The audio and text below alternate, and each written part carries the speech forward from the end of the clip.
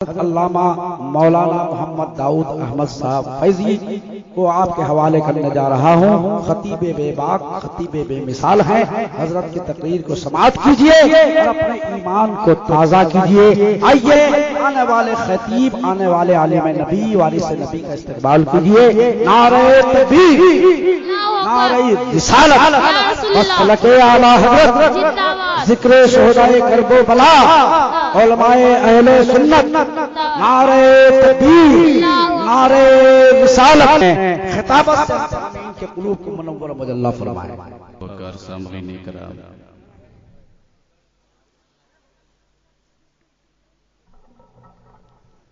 Stage پہ بیٹھے باوقار علماء کرام، شعراء کرام، سامعین عشق و وفا، پردے میں بیٹھ کر سننے والی خواتین اسلام، اسلام کی مقدس شہزادیوں، میری ماں اور بہنیں، السلام علیکم ورحمۃ اللہ وبرکاتہ۔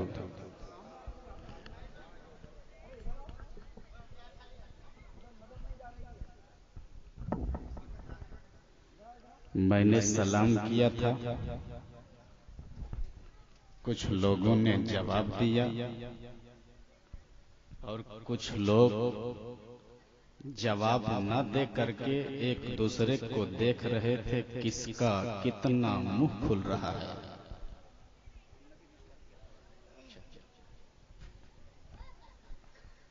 سلام کرنا تو آپ جانتے ہی ہیں، علماء سے مسئلہ سنتے رہتے ہیں۔ سلام کرنا سنت ہے، جواب دینا واجب ہے۔ جو آپ دے نہ سکیں ایسا تو نہیں مانگا، جو آپ دے نہ سکیں ایسا تو نہیں مانگا، سلام ہی تو کیا تھا، کوئی چندہ نہیں مانگا۔ گولڈن چانس دیا جائے۔ السلام علیکم۔ جی، آپ حضرات کو اگر حسین سے محبت ہے تو اپنی کرسیوں کو چھوڑ کر بیچ میں جو کرسیاں خالی پڑی ہے اگر آپ آ جائیں تو بہت بڑا شکریہ میں آپ کو ادا کروں گا۔ آ جائیے، ماشاءاللہ سب حسینی بیٹھے ہوئے ہیں، ماشاءاللہ۔ دیکھیے، آپ لوگوں سے بھی میں گزارش کر رہا ہوں، ہاں چچا آ جائیے، ماشاءاللہ آپ لوگ اچھے نہیں، بہت اچھے ہیں، ہے نا؟ سمجھتے ہیں۔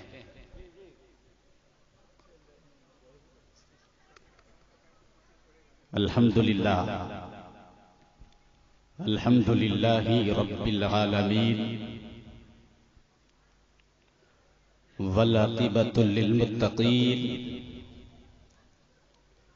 والصلاۃ والسلام علی رسولک وحبیبک ونبیک ورسولنا وحبیبنا ونبینا وطبیب قلوبنا وشفاء صدورنا ومصطفینا ومرتضانا محمد صلی اللہ تعالی علیہ وسلم وعلی آلہ واصحابہ وازواجہ واہل بیتہ وذریاتہ وشہداء ملتہ واولیاء امتہ علیہم اجمعین۔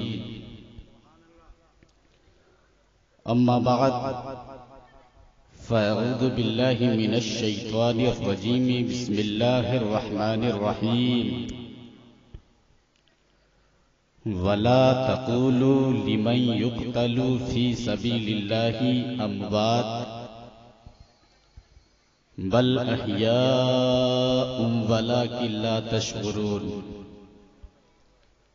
صدق اللہ المولانا العظیم وبلغنا رسوله النبي الأمين المكين المتين المبين الكريم ونحن على ذلك لمن الشاهدين والشاكرين والحمد لله رب العالمين۔ ماں بہنوں سے گزارش ہے کہ آپ تھوڑی دیر کے لیے خاموش ہو جائیں۔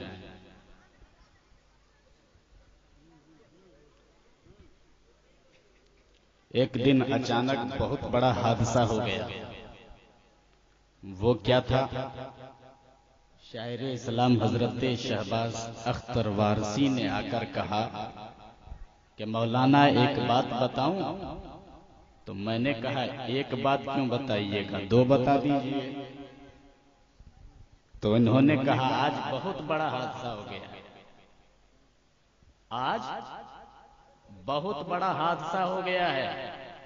میں نے پوچھا وہ حادثہ کیا ہے؟ بول 4 عورتیں جمع تھی اور خاموش بیٹھی ہوئی تھی۔ 4 عورتیں جمع تھی اور خاموش بیٹھی ہوئی تھی۔ آپ دیکھ لیجئے جہاں یہ لوگ رہیں گے کبھی خاموش نہیں بیٹھیں گے، ہے نا؟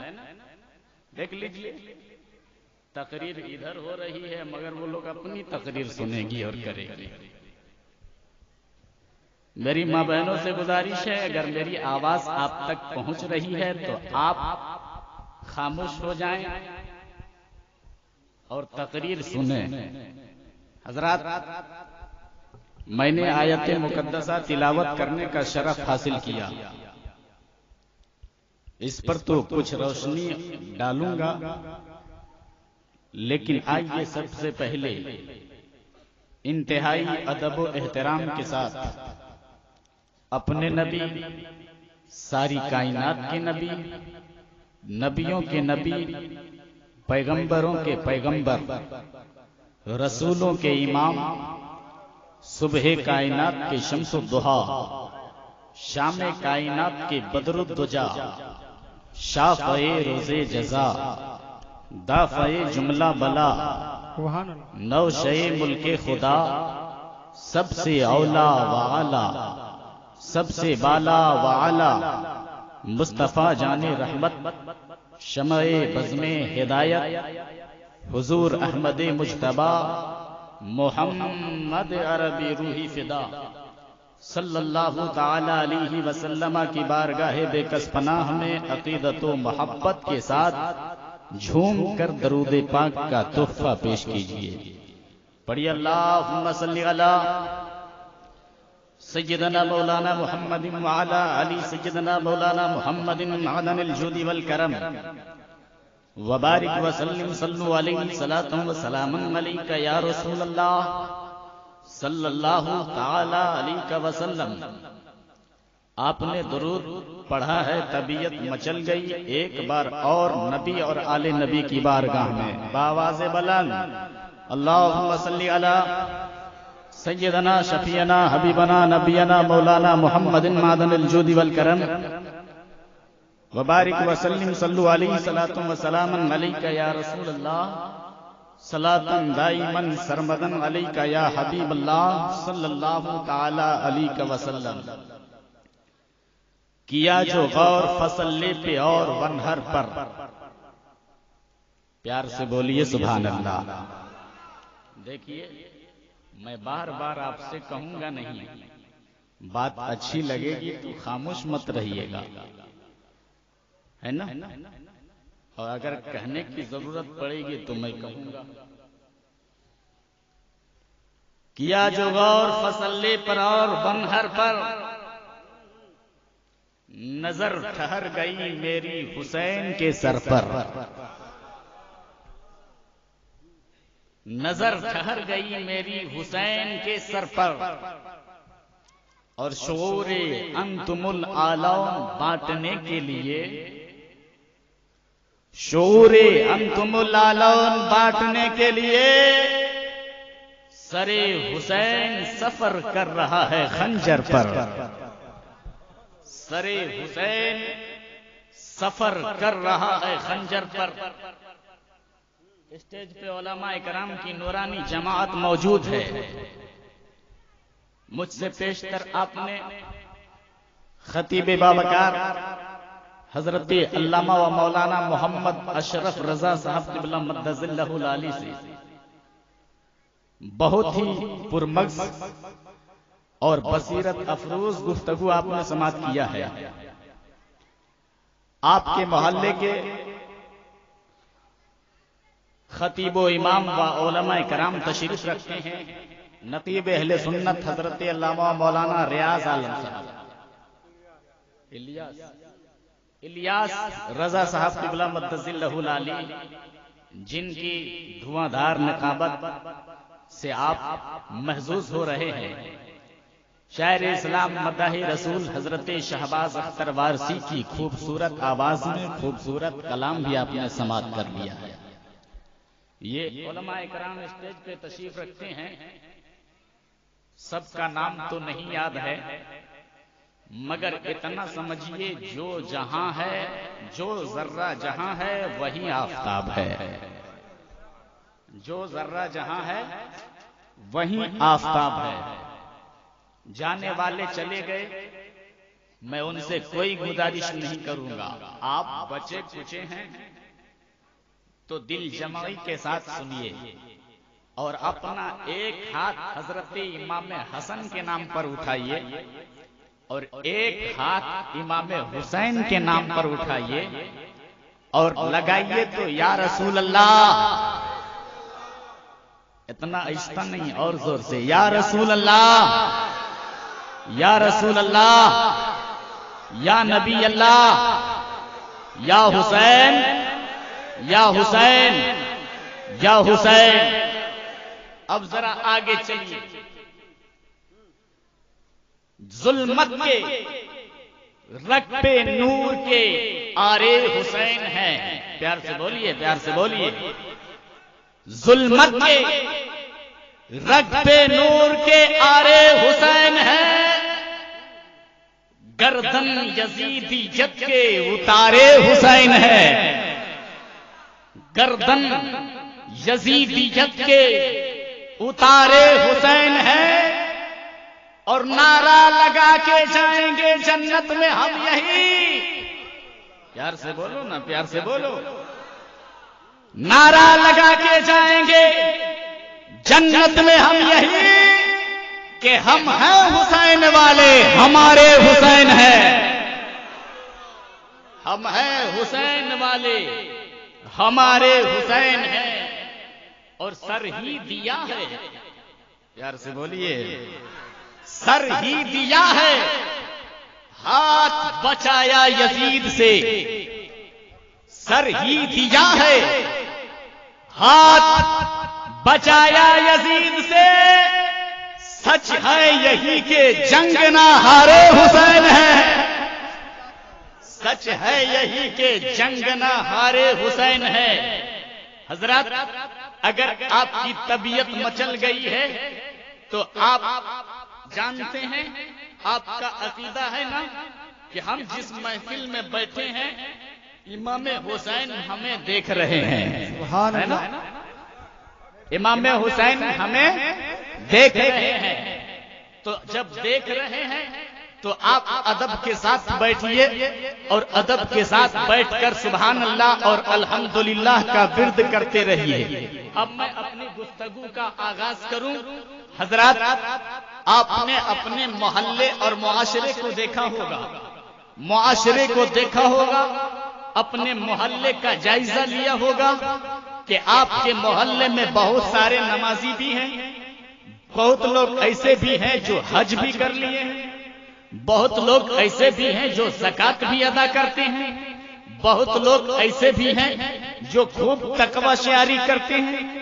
کچھ لوگ ایسے بھی ملیں گے جو روزے پہ روزہ رکھتے ہیں. کچھ لوگ ایسے بھی ملیں گے جو تقوی پہ تقوی کرتے ہیں. کچھ لوگ ایسے بھی ملیں گے جو روزے پہ روزہ رکھتے ہیں، سجدے پہ سجدہ کرتے ہیں. اگر آپ کے محلے میں نہیں ہوگا تو آپ نے اڑوس پڑوس میں کہیں ضرور دیکھا ہوگا. لیکن جو نمازی ہوتا ہے اس کو اپنی نماز پہ گھمنڈ ہو جایا کرتا ہے. جو روزے دار ہوتا ہے اس کو اپنے روزے پہ گھمنڈ ہو جایا کرتا ہے. جو تقوی شعار ہوتا ہے اس کو اپنے تقوی پہ گھمنڈ ہو جایا کرتا ہے. جو حاجی ہوتا ہے اس کو اپنے حج پہ گھمنڈ ہو جایا کرتا ہے. اور جب کہیں آپ سے ملاقات ہو گئی، اگر دروازے پہ ملاقات ہوئی تو دروازے پہ دین کی باتیں کرے گا. گھر میں ملاقات ہوئی تو دین کی بات کرتا ہے. مکان میں ملاقات ہوئی تو دین کی بات کرتا ہوا نظر آئے گا. میدان میں ملاقات ہوئی تو دین کی بات کرتا ہوا نظر آئے گا. ٹرین میں ملاقات ہوگی دین کی بات کرتا ہوا نظر آئے گا. پلیٹ فارم پہ ملاقات ہوگی دین کی بات کرتا ہوا نظر آئے گا.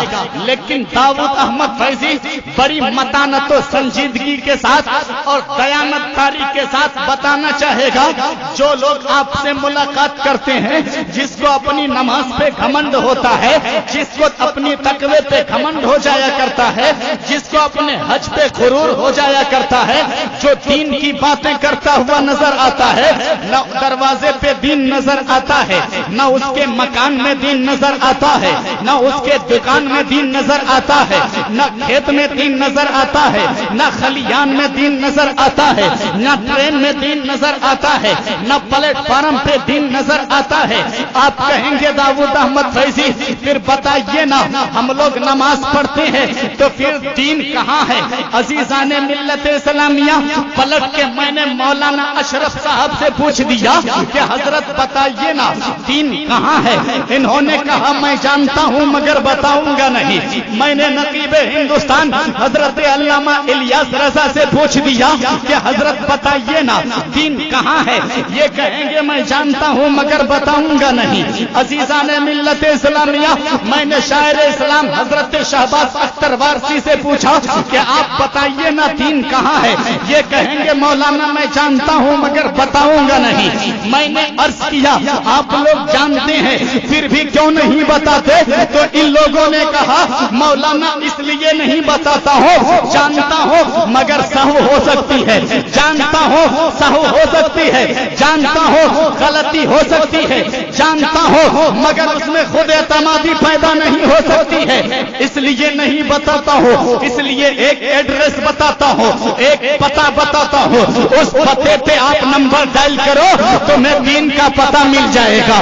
دین کہاں ہے؟ میں نے کہا وہ ایڈریس بتائیے نا، آپ ایڈریس بتائیے نا، وہ پتہ بتائیے نا. تو ان لوگوں نے کہا مولانا ہم لوگوں سے مت پوچھو، ارے پوچھنا ہے تو خواجگان خواجہ غریب نواز سے پوچھو.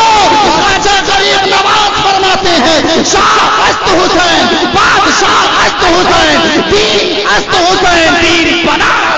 سبحان اللہ. نعرہ تکبیر، نعرہ رسالت، خواجہ کا ہندوستان.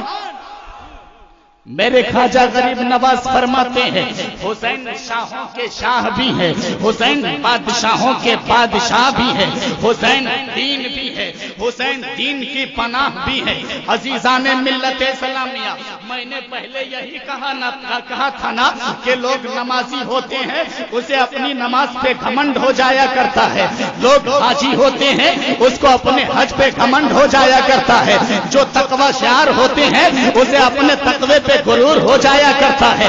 جو حاجی ہوتے ہیں اسے اپنے حج پہ گھمنڈ ہو جایا کرتا ہے. لیکن خواجہ غریب نواز فرماتے ہیں حسین بادشاہوں کے بادشاہ بھی ہے، حسین تقوی شعاروں کے تقوی شعار بھی ہے، حسین بڑے بڑے غازیوں کا غازی بھی ہے، حسین بڑے بڑے تقوی شعاروں کا تقوی شعار بھی ہے، حسین بڑے بڑے روزہ داروں کا روزہ دار بھی ہے. مگر کوئی گھمنڈ نہیں، کوئی غرور نہیں، کوئی تکبر نہیں، کوئی تعصب نہیں. عزیزان ملت اسلامیہ، تو ہم سنیوں کو نماز پہ گھمنڈ نہیں ہوتا ہے، روزے پہ ناز نہیں ہوتا ہے، تقوی پہ ناز نہیں ہوتا ہے، ہم لوگوں کو اپنی عبادت پہ ناز نہیں ہوتا ہے. ارے ہم سنیوں کو اگر ناز ہے تو مصطفیٰ جان رحمت پہ ناز ہوتا ہے. نہ طاعت پر، نہ تقوی پر، نہ زہد و اتقا پر ہے ہمارا ناز. جو کچھ ہے محبت. سبحان اللہ. نعرہ تکبیر، نعرہ رسالت، या हुसैन, या हुसैन। सुभान अल्लाह। हमको अगर नाज है तो किस पे नाज है? प्यार से बोलिए, मुस्तफा जाने रहमत पे नाज है। अजीजाने मिल्लत इस्लामिया, आओ जरा जहन को करीब करो। ख्वाजा गरीब नवाज अलैहि रहमत और रिजवान फरमाते हैं, हुसैन शाहों के शाह भी है, हुसैन बादशाहों के बादशाह भी है, हुसैन दीन भी है, हुसैन दीन के पनाह भी है। अब जरा जहन को करीब करो, मैं आपको बताना चाहूंगा। ख्वाजा गरीब नवाज फरमाते हैं, हुसैन दीन भी है, हुसैन दीन की पनाह भी है, हुसैन का वजूद दीन है, हुसैन की शख्सियत दीन है, हुसैन का वजूद दीन है, हुसैन का वजूद दीन है, हुसैन की शख्सियत दीन है। अजीजाने मिल्लत इस्लामिया, हुसैन अगर मदीने में है तो हुसैन दीन है, हुसैन अगर मदीने तैयबा में है तो हुसैन दीन है, हुसैन नाना के कांधे पर है तो हुसैन दीन है, हुसैन अली की गोद में है तो हुसैन दीन है, हुसैन नाना के रोजे पर है तो हुसैन दीन है, हुसैन दीन है। हुसैन आजम रज़ी अल्लाह ताला अन्हो करबला की धरती पर जाते हैं, करबला में पहुंचे हैं हुसैन, हुसैन दीन नजर आ रहे हैं। अली अकबर की जवानी लुटा रहे हैं हुसैन, हुसैन दीन नजर आ रहे हैं। अली असगर की मासूमियत पेश कर रहे हैं हुसैन, हुसैन दीन नजर आ रहे हैं।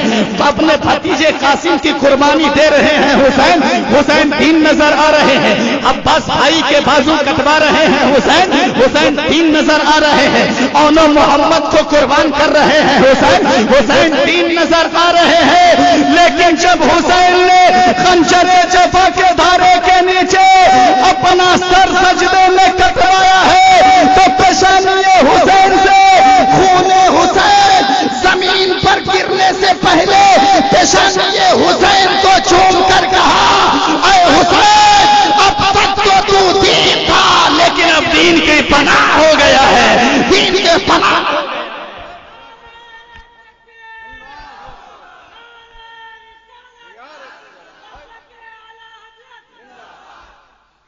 हुसैन अब तुम दीन की पनाह हो गए हो। यहीं से मालूम हुआ कि दीन ने अब पुश्ते हुसैन पर जगह बना लिया है, पुश्ते हुसैन पर पनाह ले लिया है। अब चाहे लाख आंधियां चले, अब चाहे लाख गोलियां चले, अब चाहे लाख तूफान आए, मुस्तफा के दीन को कोई बिगाड़ नहीं सकता, मुस्तफा के दीन को कोई उठा नहीं सकता, मुस्तफा के दीन को कोई तब्दील नहीं कर सकता। इसलिए कि दीन ने पुश्ते हुसैन पर पनाह ले लिया है। अजीजाने मिल्लत इस्लामिया, अब पलट के आपने पूछ दिया, दाऊद अहमद फैजी, हम लोग भी तो नमाज पढ़ते हैं, हम लोग भी तो रोजा रखते हैं, हम लोग भी तो तकवा शिआर है, हम लोग भी तो हज करते हैं, हम लोग भी तो तस्बीह व तहलील करते हैं। ऐ दाऊद अहमद फैजी बताइए ना, अगर दीन नहीं है तो हम नमाज कैसे पढ़ते हैं? हमारे घर में दीन नहीं है तो हम रोजा कैसे रखते हैं? हमारे घर में दीन नहीं है तो हम ज़कात कैसे देते हैं? हमारे पास दीन नहीं है तो हम हज कैसे करते हैं? हमारे पास दीन नहीं है तो हम नेकियां कैसे करते हैं? दीन हमारे पास आया कहां से? तो आओ दाऊद अहमद फैजी आपको बताना चाहेगा। ऐ मुसलमानों, वही दीन जो करबला में पुश्ते हुसैन पर पनाह लिया था, अब दीन करबला से चला है, गौसे आजम के पास पहुंचा है, करबला से दीन चला है, ख्वाजा गरीब नवाज के यहाँ पहुंचा है, करबला से दीन चला है, मखदूमे के चौचा के यहाँ पहुंचा है, करबला से दीन चला है, मखदूमे बिहारी के यहाँ पहुंचा है, करबला से दीन चला है, निजामुद्दीन के यहाँ पहुंचा है, करबला से दीन चला है, कुतुबुद्दीन के यहाँ पहुंचा है, करबला से दीन चला है, इमाम अहमद रजा के यहाँ पहुंचा है और इमाम अहमद रजा के यहाँ से दीन चला है। हम सुन्नियों के घर घर में, हम सुन्नियों के पहुंचा है। अजीजाने मिल्लत इस्लामिया, प्यार से बोलिए सुभान अल्लाह और अतीरत से बोलिए या रसूल अल्लाह। मैं कॉपरेटर से गुजारिश करूंगा, आपका बेस ज्यादा है, आवाज खींच रही है, थोड़ा उसको सही कीजिए। माइक ऑपरेटर भाई जरा सा बेस कम कर दीजिए। हाँ, बेस कम कीजिए। प्रोग्राम मुसलसल चल रहा है, अभी भी मैं प्रोग्राम करके निकला हूँ, आवाज लगी रहती है और एक दिन आवाज अगर ختم ہو گئی تو کل کا پروگرام نہیں ہو پائے گا. عزیزان ملت اسلامیہ مائک کا ٹھیک ہونا بہت ضروری ہے. پیار سے بولیے سبحان اللہ اور عقیدت سے بولیے یا رسول اللہ. آپ لوگ دعا فرمائیے اور انشاءاللہ میں کوشش کر رہا ہوں. اگر آواز سلامت رہی تو میں کوشش کرتا ہوں انشاءاللہ وہ تقریر سنا ہوگا جو کل پرسوں نہیں برسوں یاد رہے گی. ہے نا؟ برسوں یاد رہے گی. لیکن آپ حضرات دعا فرمائیں اور میں کوپریٹر سے گزارش ہے کہ اپنے نفس کو ٹٹولیے اور آواز کو صحیح کیجیے. عزیزان ملت اسلامیہ ابھی حضرت شہباز اختر صاحب اور آواز بڑھا دیجیے نا. شہباز اختر صاحب نعرہ لگا رہے تھے. کیا کر رہے تھے؟ نعرہ لگا رہے تھے. تو کچھ لوگ شہباز اختر صاحب کے منہ کو دیکھ رہے تھے اور کچھ لوگ زبان کو ہلا رہے تھے. ہے نا؟ اور یہ دیکھ رہے تھے کہ کس کا کتنا کھلتا ہے. کس کا کتنا کھلتا ہے. ایک آدمی کے دانت میں درد پیدا ہو گیا. ڈاکٹر صاحب کے پاس گیا, کہا ڈاکٹر صاحب میرے دانت میں درد ہے, کچھ ایسا کیجئے نا کہ دانت کا درد ختم ہو جائے. جیسے ہی ڈاکٹر نے ٹارچ مار کے دیکھا مریض کا تو دانت سڑ گیا تھا. ڈاکٹر نے کہا بابو ایسا ہے دانت نکالنا پڑے گا. اگر دانت نہیں نکالوں گا تو درد ختم بھی نہیں ہوگا. تو کہا ڈاکٹر صاحب دانت نکال دیجئے گا تو درد تو ختم ہو جائے گا. کہا ڈاکٹر میں ہوں یا تم ہو؟ جو کہتا ہوں وہ سنو. تو کہا ٹھیک ہے ڈاکٹر صاحب دانت نکال دیجیے درد تو ختم ہو جائے گا. کہا ٹھیک ہے منہ کھولو. تھوڑا سا کھولا. کہا اتنا سے کام نہیں چلے گا تھوڑا اور کھولو. پھر کھول دیا. کہا اتنا سے کام نہیں چلے گا تھوڑا اور کھولو. اور کھول دیا. تو ڈاکٹر نے اور غصے میں آ کر کہا کہ تھوڑا اور کھولو. تو مریض غصے میں آ گیا اور کہا ڈاکٹر صاحب کیا منہ میں بیٹھ کے نکالیے گا؟ تو آپ بتائیے نواسہ رسول کی محفل میں بیٹھے ہیں.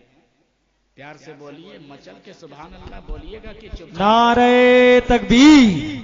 دونوں ہاتھوں کو بلند کر کے نعرہ تکبیر, نعرہ رسالت, جلسہ حسین, ذکر حسین, بزم حسین, محفل حسین, شہیدان کربلا, شہیدان کربلا, آل رسول, علماء اہل سنت, مسلک اعلی حضرت.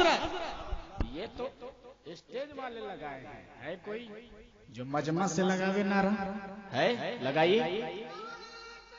ماشاءاللہ. جواب دیجیے جواب دیجیے پورا جواب دیجیے. ماشاءاللہ آپ نے یہ دکھا دیا کہ داؤد احمد فیضی ہم لوگ سنیں گے. پیار سے بولیے. ہے نا؟ عزیزان ملت اسلامیہ ذرا ذہن کو قریب کرو تو میں آپ کو بتاتا ہوا گزروں. پورا مہینہ آپ مجالس میں سنتے چلے آ رہے ہیں کہ یزید جیسے ہی تخت نشین ہوا تو اس پر گناہوں کا اثر چھا گیا اور اس نے آ کر کے ایسے اقدامات شروع کر دیے جو شریعت کے بالکل خلاف تھے. جو شریعت کے بالکل خلاف تھے. عزیزان ملت اسلامیہ شریعت کے خلاف ہونے کے باوجود وہ جانتا تھا. پہلے تو یزید چھپ چھپ کر فسق و فجور کیا کرتا تھا لیکن اب اسے کوئی پوچھنے والا بھی نہ تھا. اس لیے کہ وہ جانتا تھا جس قسم کے میرے حالات ہیں مجھے کوئی تسلیم نہیں کرے گا. خصوصاً جو لوگ بڑے ہیں وہ لوگ میرا انکار کریں گے اور میری کبھی بیعت نہیں کریں گے. اس لیے ان لوگوں سے بیعت طلب کی جائے. اگر بیعت کر لیا تو ٹھیک ہے اور اگر انکار کر دیا تو ان لوگوں کو قتل کرا دیا جائے تاکہ آگے کے لیے میری حکومت کے لیے راستہ صاف ہو جائے. سنجیدگی سے میری گفتگو سنیں. آواز اگر بن جائے تو میں کوشش کروں گا اپنی بات پہنچانے کی، اور میری اس گفتگو کو سنیے، تب آگے آنے والی گفتگو آپ کو سمجھ میں آئے گی. عزیزان ملت اسلامیہ،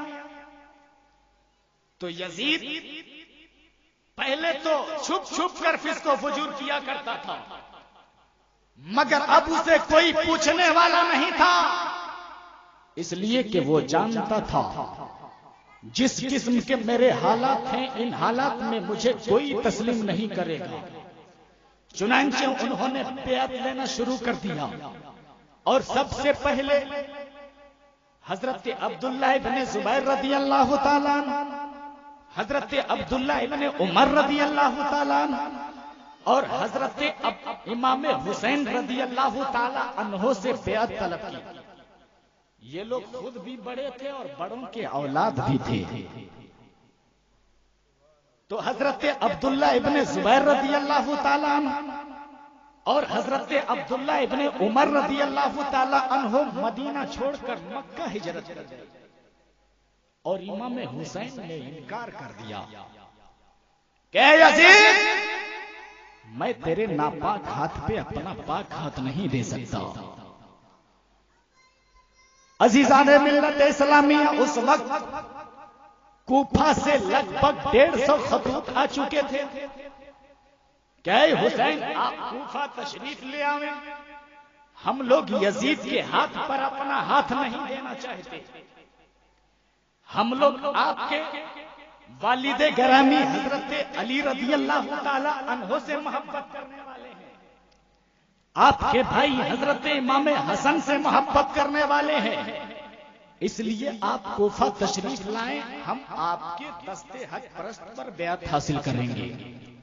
عزیزان ملت اسلامیہ، اتنا کہنے کے بعد کوفہ سے خطوط آتے رہے، اور خط کے مضامین یہ بھی تھے کہ اے حسین، اگر آپ کوفہ تشریف نہ لائے تو معاملہ ایسا ہوگا کہ ہمیں مجبوراً یزید کی بیعت کرنی ہوگی، اور کل قیامت کے دن اگر پروردگار عالم نے مجھ سے پوچھ دیا کہ بتاؤ ایک یزید جیسے فاسق کو فاجر کے ہاتھ پر اپنا ہاتھ کیوں دیا تھا، تو اس وقت کہہ دوں گا میرے پروردگار، ہم نے اس لیے دیا تھا کہ شخص کو کوفہ بھیجا جائے،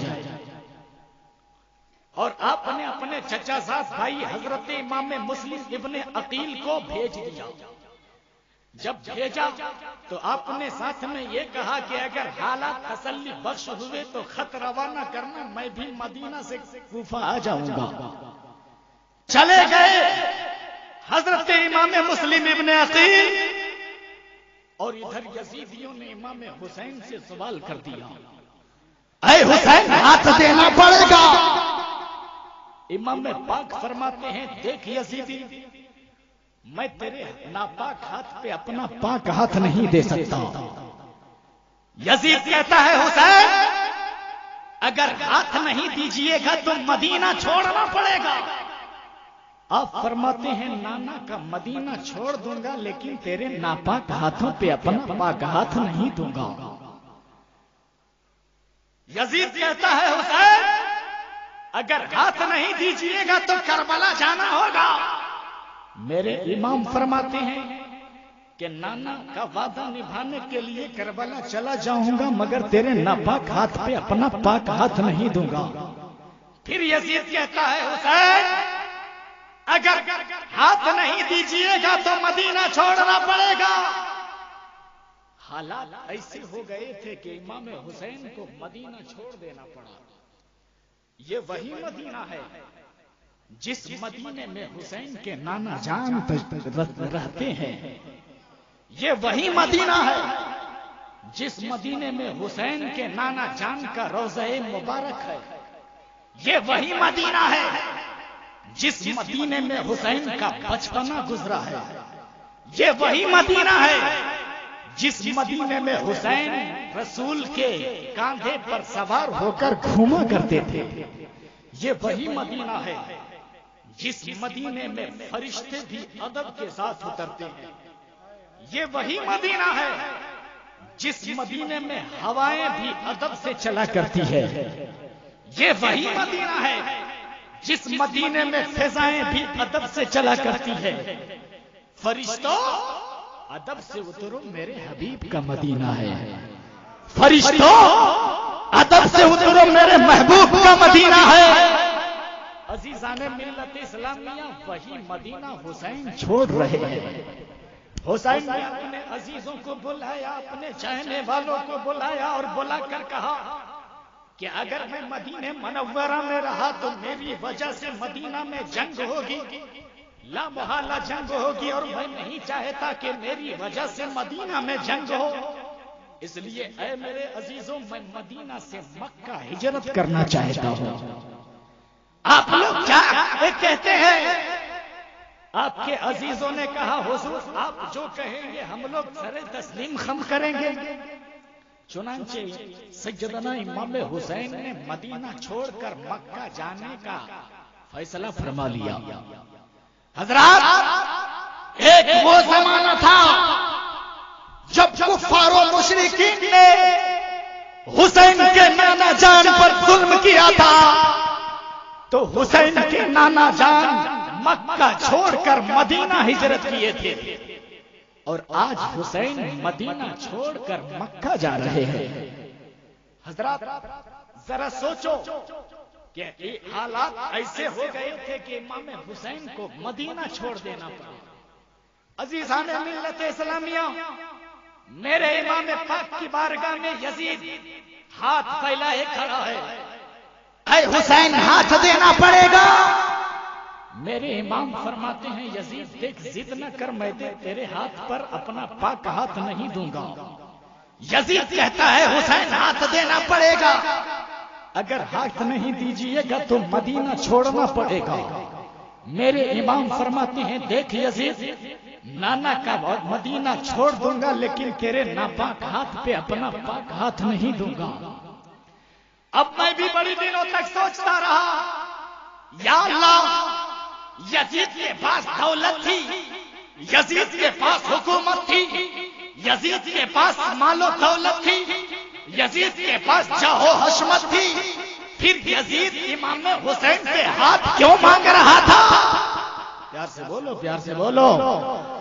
اے یزید تیرے پاس کمی کیا تھی جو حسین کا ہاتھ مانگ رہا تھا؟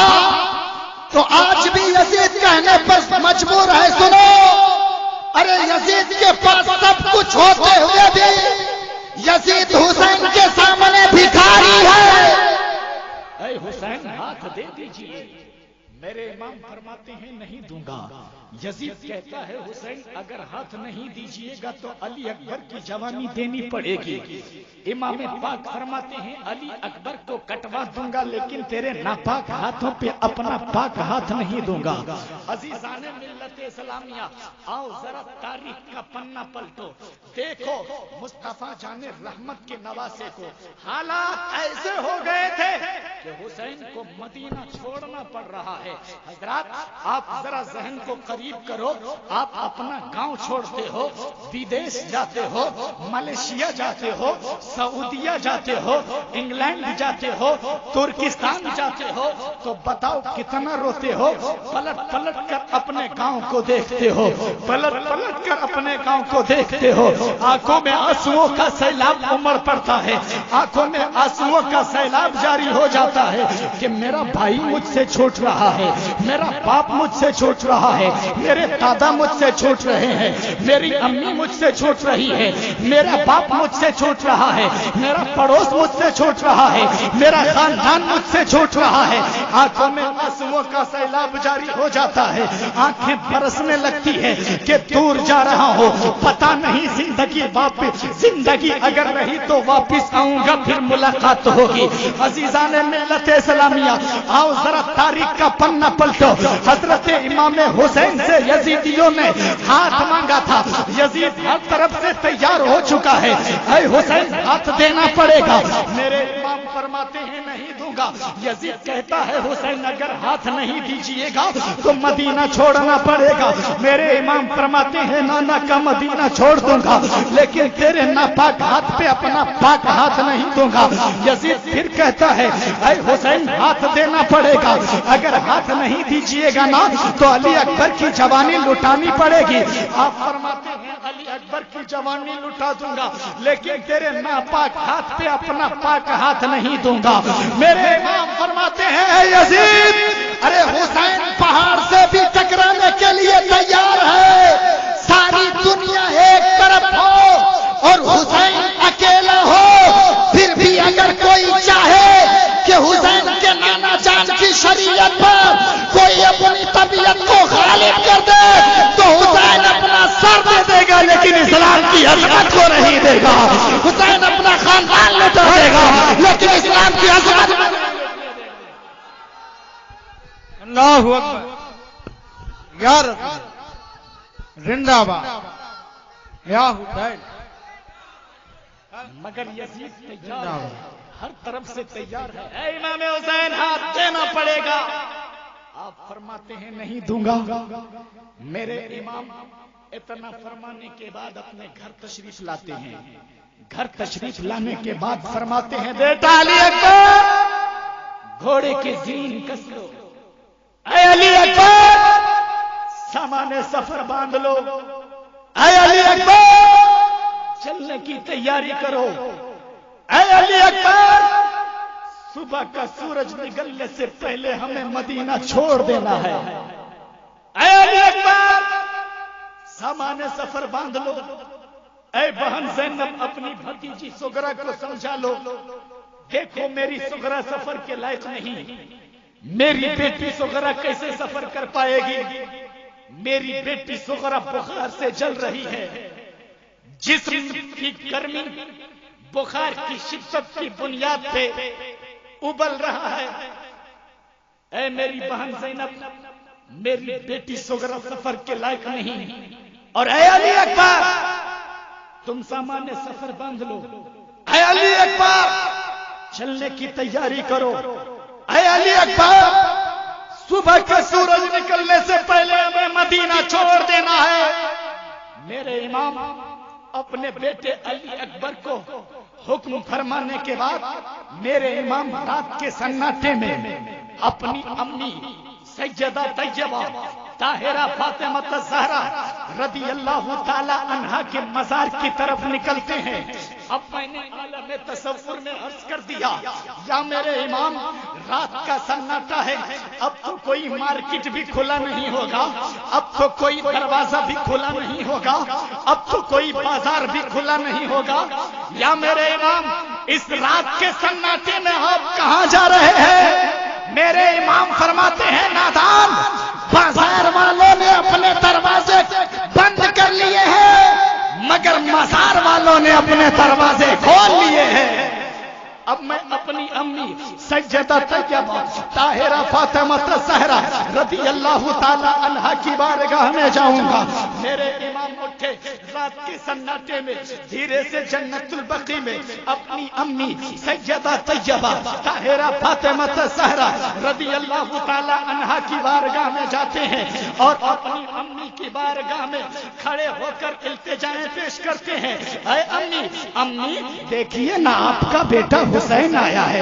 اے امی جان یہ وہی حسین ہے جس کی آنکھوں میں آپ نے آنسو دیکھنا گوارا نہ کیا تھا. اے امی یہ وہی حسین ہے جو بچپنے میں روتا تھا آپ بڑی پیار سے مناتی تھی. اے امی یہ وہی حسین ہے جو بچپنے میں روتا تھا تو آپ کا کلیجہ دہل جایا کرتا تھا. امی دیکھیے نا آپ کا بیٹا حسین آپ کی بارگاہ میں آ کر التجائیں کر رہا ہے. اے امی جان اپنے حسین کا آخری سلام قبول کر لیجئے, اپنے حسین کا آخری سلام قبول کر لیجئے. اے امی جان یہ وہی حسین ہے جو بچپنے میں روتا تھا تو آپ رب العالمین کی بارگاہ میں دعائیں کرتی تھی اور رب العالمین کی بارگاہ میں دعا کر کے اپنے حسین کے واسطے عید کے دن میں جنت سے جوڑے منگایا کرتی تھی. آج وہی حسین آپ کی بارگاہ میں گڑ گڑا رہا ہے، آج وہی حسین آپ کی بارگاہ میں رو رو کر دعاؤں کی بھیک مانگ رہا ہے۔ اے امی جان، اپنے حسین کا آخری سلام قبول کر لیجئے، اپنے حسین کا آخری سلام قبول کر لیجئے۔ امی، آپ کا بیٹا کل دوبارہ مدینہ طیبہ میں نہیں آئے گا۔ اے امی جان، اپنے حسین کا آخری سلام قبول کر لیجئے۔ خدا حافظ امی جان، الوداع امی جان، خدا حافظ امی جان۔ میرے امام اٹھے رات کے سناٹے میں، اپنی امی سیدہ طیبہ طاہرہ فاطمہ الزہرا رضی اللہ تعالی عنہا کے مزار مقدس سے اٹھنے کے بعد اپنے بھیا حسن مجتبیٰ کی بارگاہ میں جاتے ہیں۔ بغل میں بھیا حسن کا مزار ہے، امام حسین کی تربت سے لپٹ جاتے ہیں، بچپنا یاد آنے لگتا ہے۔ اے بھیا، یہ وہی حسین ہے جو بچپنے میں روٹتا تھا تو آپ بڑی پیار سے مناتے تھے، اپنی روٹیاں اپنے حسین کو کھلاتے تھے، اپنے ہاتھ کا پانی اپنے حسین کو پلاتے تھے، اپنا لباس اپنے حسین کو پہناتے تھے۔ اے بھیا، یہ وہی حسین ہے جس کو آپ کبھی روتا دیکھ کر گوارا نہیں کرتے تھے، وہی حسین آپ کی بارگاہ میں دعاؤں کی بھیک مانگ رہا ہے، فریاد کر رہا ہے، بھیا دیکھیے نا آپ کا بھائی حسین آیا ہے۔ اے بھیا، آپ کہتے تھے نا، حسین تمہیں کبھی اکیلا نہیں چھوڑوں گا، حسین تمہیں کبھی تنہا نہیں چھوڑوں گا۔ بھیا، آج وہی حسین ہمیشہ کے لیے مدینہ طیبہ سے دور جا رہا ہے۔ اپنے بھائی حسین کا آخری سلام قبول کر لیجئے، اپنے بھائی حسین کا آخری سلام قبول کر لیجئے۔ خدا حافظ بھائی جان، الوداع بھائی جان۔ حضرات، جس وقت حضرت امام علی مقام رضی اللہ تعالیٰ عنہ اپنے بھیا حسن مجتبیٰ کی بارگاہ میں التجائیں پیش کرتے ہیں، مورخ لکھتا ہے کہ ایک ایک ذرہ تڑپ اٹھا تھا، ایسا لگتا تھا کہ اب دھرتی کا کلیجہ پھٹ جائے گا، آسمان کا سینہ چر جائے گا، جھلملاتے ہوئے تارے ڈوب رہے ہیں، آسمان کا قمر اب چھپنے کو تیار ہے، اور سیدنا امام حسین اپنے بھیا حسن مجتبیٰ کی بارگاہ سے اٹھنے کے بعد اب ان کی بارگاہ میں چلے ہیں، جن کے کندھے پر سوار ہو کر سبحان اللہ، سبحان کر رہا ہے کہ بولنے کا مزاج نہیں بنتا، لیکن میں پھر بھی بولنے کی کوشش کر رہا ہوں۔ آپ کا مائک بہت اچھا نہیں ہے، بہت آواز بھی کھینچ رہی ہے۔ عزیزان ملت اسلامیہ، لیکن آپ حضرات کی دعاؤں کا سہارا لے کر میں آگے بڑھنے کی کوشش کروں۔ نعرہ تکبیر، نعرہ رسالت، شہیدان کربلا، شہیدان کربلا، یا حسین، یا حسین۔ میرے امام اپنے بھیا حسن مجتبیٰ کی بارگاہ سے اٹھنے کے بعد اب ان کی بارگاہ میں چلے ہیں، جن کے کندھے پر سوار ہو کر گھوما کرتے تھے۔ میرے امام اپنے نانا جان کی بارگاہ میں جاتے، نانا، یہ وہی حسین ہے جو بچپن میں روتا تھا تو آپ اپنی بیٹی سیدہ فاطمہ سے فرماتے تھے، بیٹی فاطمہ، حسین کے رونے سے مجھے تکلیف ہوتی ہے، حسین کے رونے سے مجھے تکلیف ہوتی ہے، اس لیے میرے نواسے حسین کو رونے مت دینا۔ اے نانا، یہ وہی حسین ہے جو مسجد نبوی میں بچپنے میں ایک مرتبہ گرا تھا تو آپ نے خطبہ چھوڑ کر اٹھایا تھا۔ نانا، کربلا میں جب آپ کا حسین گرے گا تو کون اٹھائے گا نانا؟ نانا، یہ وہی حسین ہے جس کو آپ نے کندھے پر سوار فرما کر ارشاد فرمایا تھا، حسین، آج تیرا بوجھ میرے کاندھے پہ ہے، کل امت کا بوجھ تیرے کاندھے پہ ہوگا۔ حسین، اس کی لاج رکھنا، حسین، اس کی لاج رکھنا۔ نانا، آپ کا وعدہ نبھانے کے لیے حسین کربلا جا رہا ہے۔ نانا، اپنے حسین کا آخری سلام قبول کر لیجئے، اپنے حسین کا آخری سلام لیجئے۔ نانا، آپ کا نواسا حسین ہمیشہ کے لیے مدینہ طیبہ سے دور جا رہا ہے۔ نانا آپ کا نواسا کل دوبارہ مدینہ طیبہ میں نہیں آئے گا، اس لیے نانا اپنے حسین کا آخری سلام قبول کر لیجئے، اپنے حسین کا آخری سلام قبول کر لیجئے۔ قسم خدا کی مسلمانوں، میرے امام پاک اپنے نانا جان مصطفیٰ جان رحمت کی بارگاہ میں التجائیں کرنے کے بعد میرے امام حسین مدینہ سے مکہ روانہ ہو جاتے ہیں۔ پیار سے بولیے، مدینے سے مکہ ہجرت کر کے چلے جاتے ہیں۔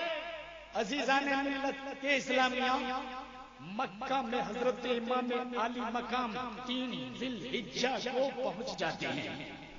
آپ کو معلوم ہوگا جب ذی الحجہ کا چاند نظر آتا ہے، ہر اہل دل کے دلوں میں انگڑائیاں لینا شروع کر دیتا ہے۔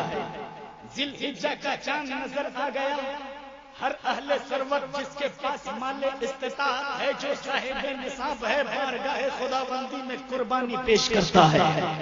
اور جس کو اللہ نے اور دولت دیا، جس کو اللہ نے اور کیپیسٹی دیا، جو مکہ اور مدینہ جا کر کے واپس آ سکتا ہے، وہ حج کرنے کے لیے حرمین شریفین چلا جاتا ہے۔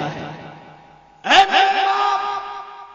ذی الحجہ کا مہینہ ہے، مگر میرے امام جب مکہ پہنچتے ہیں تو مکہ سے خطوط جب آ گئے کہ آپ جلد کوفہ تشریف لے آئے، میرے امام پاک مکہ چھوڑ کر کوفہ کے لیے روانہ ہوتے ہیں۔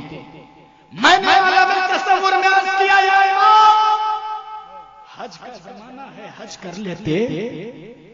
پوری دنیا سے لوگ جس پہ اللہ نے حج فرض کیا ہے، حج کرنے کے لیے مکہ آ رہے ہیں، یا میرے امام صفا اور مروہ کے درمیان میں صحیح کرنے کے لیے مکہ آ رہے ہیں، شیطان کو کنکریاں مارنے کے لیے مکہ آ رہے ہیں، یا میرے امام حج کا زمانہ ہے، حج کر لیتے۔ صفا اور مروہ کے درمیان صحیح کرنے کا زمانہ ہے، صحیح کر لیتے۔ شیطان کو کنکریاں مارنے کا زمانہ ہے، کنکریاں مار لیتے۔ آپ کربلا کیوں جا رہے ہیں؟ میرے امام فرماتے ہیں، نادان سمجھنے کی کوشش کرو، پوری دنیا کے مسلمانوں پر جس پر اللہ نے حج فرض کر دیا ہے وہ مکہ آ رہے ہیں، اس لیے کہ اس پہ حج فرض ہو گیا ہے۔ حسین کربلا جا رہا ہے، اس لیے کہ حسین پہ اسلام بچانا، نانا کا دین بچانا فرض ہے۔ میرے امام مکہ سے کوفہ کی طرف روانہ ہوتے ہیں، راستے میں جاتے جاتے چلتے چلتے ایک مقام ہے صفا کا، وہاں پہنچتے ہیں، خیمہ نصب کر دیا گیا، امام کے پیچھے نماز ادا کی گئی، وہاں فرزق شاعر سے ملاقات ہوتی ہے۔ جب فرزق شاعر سے ملاقات ہوئی تو امام علی مقام رضی اللہ تعالی عنہ نے کوفہ کے حالات پوچھے تو اس نے عرض کیا، یا ابن رسول اللہ، اے امام حسین، بحالات تو تسلی بخش ہیں، مگر تلواریں تو یزید کے پاس ہے، حکومت اس کے پاس ہے، لیکن آپ کے پاس بچے بھی ہیں، آپ کے پاس پردہ دار بیویاں بھی ہیں، اس لیے میری گزارش ہے کہ آپ کوفہ نہ جاویں، یہاں سے مڑ جاویں، واپس اپنے سواری کو کر لیں۔ عزیزان ملت اسلامیہ، مگر امام علی مقام نے اس کی بات کو یہ کہتے ہوئے رد کر دیا کہ اے فرزق، تمہاری محبتوں کا شکریہ، لیکن میں پیچھے مڑ کر دیکھ بھی نہیں سکتا، میں اپنے نانا کا وعدہ نبھانے کے لیے کربلا جا رہا ہوں۔ عزیزان ملت اسلامیہ، پھر سواری کو چلنے کا حکم دیا، میرے امام آگے چلتے رہے، ایک مقام پہ طرح بن عدی سے ملاقات ہو گئی، وہ آیا، امام حسین کے ہاتھ کو بوسہ دیا اور عرض کرنے لگا، حضور وہاں کے حالات تسلی بخش نہیں ہے، میرے میرے امام نے پوچھا اے طرح بن عدی بتاؤ کوفہ کے حالات کیا ہیں؟ تو اس نے کہا کہ حضور ابن زیاد نے آپ سے مقابلہ کرنے کے لیے، آپ سے جنگ کرنے کے لیے قادسیہ کے مقام پر 1000 کا لشکر جرار بھیج دیا ہے۔ عزیزان ملت اسلامیہ، اس نے کہا یا میرے امام آپ واپس ہو جائیے، آپ یہاں سے لوٹ جائیے، کربلا نہ جائیے۔ عزیزان ملت اسلامیہ، مگر امام عالی مقام نے اس کی بھی بات کو رد کر دیا اور سواری کو چلنے کا حکم دیا۔ آگے چلے گئے، آگے جب چلے گئے تو ایک مقام ہے سالبہ، سالبہ کے مقام پر خیمہ زن ہو گئے۔ وہاں بکر ابن اسعدی سے ملاقات ہوئی۔ جب بکر ابن اسعدی سے ملاقات ہوئی تو آپ نے کوفہ کے حالات کے بارے میں پوچھا، تو کوفہ کے حالات کے بارے میں جیسے ہی پوچھا تو بکر ابن اسعدی نے کہا حضور والا وہاں کے لوگ آپ سے جنگ کرنے کے لیے تیار ہو چکے ہیں، اور آپ نے اپنے چچا زاد بھائی مسلم ابن عقیل کو کوفہ بھیجا ہے نا، ان لوگوں نے ان کو بھی شہید کر دیا ہے، ان کے بچوں کو بھی شہید کر دیا ہے۔ اس لیے یا میرے امام آپ ادھر نہ جائیں، یہاں سے اپنی سواری کو موڑ لیں، آگے آپ کے لیے خطرہ ہے، آپ کے ساتھ ننھے ننھے بچے ہیں، آپ کے ساتھ پردہ دار بیویاں ہیں، اس لیے اگر آپ جائیں گے تو یقیناً لڑائی ہوگی۔ عزیزان ملت اسلامیہ، میرے امام عالی مقام رضی اللہ تعالی عنہ ان کی بھی بات یہ کہہ کر کے رد کر دیتے ہیں کہ دین سے منہ چورا کے واپس مڑنا کفر ہے، اس لیے مجھے کربلا جانا ہے۔ عزیزان ملت اسلامیہ، رات اسی مقام پہ بسر کیا گیا، سالبہ کے مقام پہ بسر کیا گیا، رات گزری مگر حضرت امام مسلم اور ان کے بچوں کی شہادت بات بار یاد آ رہی تھی۔ امام حسین کے آنکھوں سے آنسو جاری ہو گئے۔ میرے امام فرماتے ہیں کہ میرا بھائی مسلم ابن عقیل نے اللہ کی رضا کے لیے اپنی بھی جان دے دیا، اپنے بچوں کی بھی جان دے دیا۔ عزیزان ملت اسلامیہ، پھر صبح کی سفیدی نمودار ہوئی۔ جب صبح ہو گئی عزیزان ملت اسلامیہ، آپ اپنے سواری کو چلنے کا حکم دینے ہی والے تھے کہ حر ابن ریاح آ جاتا ہے۔ پوچھا میرے امام نے اے حر کس لیے آئے ہو؟ تو کہنے لگا ابن زیاد نے 1000 کا دستہ دے کر آپ کو گرفتار کرنے کے لیے بھیجا ہے۔ میرے امام فرماتے ہیں پھر تم کیا کرنا چاہتے ہو؟ کہا حضور والا میں گرفتار نہیں کرنا چاہتا، اس لیے میں نے دوسری مقام پہ اپنی فوج کو اتار دیا ہے اور میں اکیلا ملنے کے لیے آپ سے آ گیا، اس لیے میری گزارش ہے کہ آپ کربلا نہ جاویں، آپ یہاں سے کوئی دوسرا راستہ اختیار کر لیں۔ آپ دوسرے راستے کو اختیار کر لیں گے تو ہو سکتا ہے کہ وہ لوگ آپ کو دیکھ نہ پائیں، اور جب نہیں دیکھیں گے تو جنگ بھی نہیں ہوگی۔ عزیزان ملت اسلامیہ، مگر میرے امام عالی مقام رضی اللہ تعالی عنہ نے اس کی بات کو بھی رد کر دیا، سواری کو چلنے کا حکم دیا۔ امام پاک رضی اللہ تعالی عنہ کے ساتھ 72 جانثار پر مشتمل سواری چل رہی ہے، لوگ جا رہے ہیں، یہ مقدس قافلہ چل رہا ہے۔ چلتے چلتے آ گیا کربلا کا میدان۔ جب کربلا کا میدان آیا ہے، رات کا سناٹا ہے، میرے امام پاک کا گھوڑا رک جاتا ہے، اور امام پاک کا گھوڑا جب رک گیا تو میرے امام نے بہت سواری کو ہانکنے کی کوشش کیا، آگے نہیں بڑھا تو آپ نے پلٹ کے اپنے بیٹے کو کہا کہ بیٹا اس جگہ کا نام معلوم کرو۔ پیار سے بولیے، اس جگہ کا نام معلوم کرو۔ شہزادے علی اکبر کھڑے ہو گئے، عرض کی ابا جان اس کو ماریا کہتے ہیں۔ کہا بیٹا علی اکبر اس کا کوئی دوسرا بھی نام ہے؟ کہا ہاں ابو جان اس کو کرب و بلا بھی کہتے ہیں۔ پیار سے بولیے۔ میرے امام کے آنکھوں میں آنسو آ گئے۔ میرے امام نے عرض کیا بیٹا علی اکبر گھوڑے کی زین کھول دو۔ اے علی اکبر سامان سفر اتار لو۔ اے علی اکبر حسین اپنی منزل تک پہنچ گیا ہے، اس لیے خیمہ لگاؤ خیمہ۔ عزیزان ملت اسلامیہ، میرے امام کے آنکھیں برسنے لگتی ہے. شہزادے علی اکبر نے پوچھا بیٹا. شہزادے علی اکبر نے عرض کی ابا جان آپ اس قدر کیوں رو رہے ہیں؟ میرے امام فرماتے ہیں بیٹا علی اکبر گھوڑے کی زین کھول دو. حسین اپنی منزل تک پہنچ چکا ہے. یہی وہ میدان ہے جس میدان سے میرے ابو جان بابا علی گزرے تھے تو آپ کا گھوڑا رک گیا تھا. اور جب آپ کا گھوڑا رک گیا تھا تو آپ گھوڑے سے اتر کر اسی میدان میں 2 رکعت نماز نفل ادا کیے تھے. اور نماز نفل ادا کر کے بارگاہ خدا بندی میں عرض کیا تھا میرے پروردگار میرے حسین کے بازوؤں میں قوت عطا فرما. میرے حسین کے بازوؤں میں ہمت عطا فرما. میرے حسین کے بازوؤں میں طاقت عطا فرما.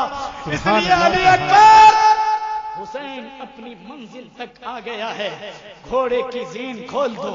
اے علی اکبر سامان سفر اتار لو. اے علی اکبر خیمہ لگاؤ. عزیزان ملت اسلامیہ خیمہ لگا دیا گیا. ادھر سے 22,000 کا لشکر جرار عزیزان ملت اسلامیہ ابن زیاد کے طرف سے کربلا پہنچ جاتا ہے.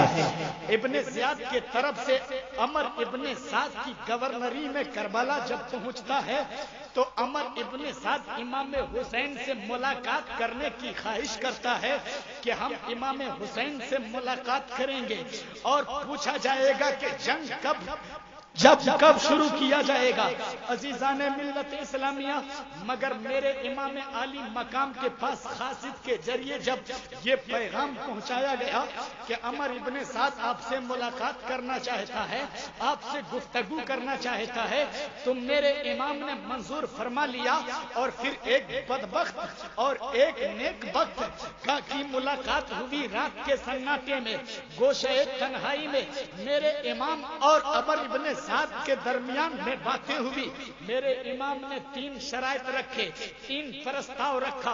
ایک پرستاؤ یہ تھا, پہلا یہ تھا کہ اے عمر ابن سعد میں جنگ نہیں کرنا چاہتا, جہاں سے میں آیا ہوں مجھے ادھر ہی واپس لوٹنے کی اجازت دے دو.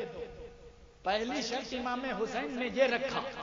دوسری شرط یہ رکھا کہ مجھے کسی سرحدی مقام پہ جانے دو جہاں سے میں جا کر کے پوری زندگی اپنے بال بچوں کے ساتھ گزر بسر کر لوں گا.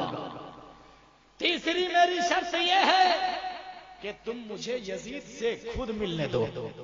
میں خود یزید سے ملوں گا اور جب یزید سے ملوں گا تو میں اپنے معاملات کو سلجھا لوں گا. دمشق جا کر مجھے یزید سے ملنے دو. عمر ابن سعد نے منظور کر لیا اور فوراً خط لکھا ابن زیاد کے پاس بھیج دیا. مگر جب ابن زیاد نے خط کو پڑھا ہے تو زمین تلے پاؤں کھسک گئی. پاؤں تلے زمین کھسک گئی.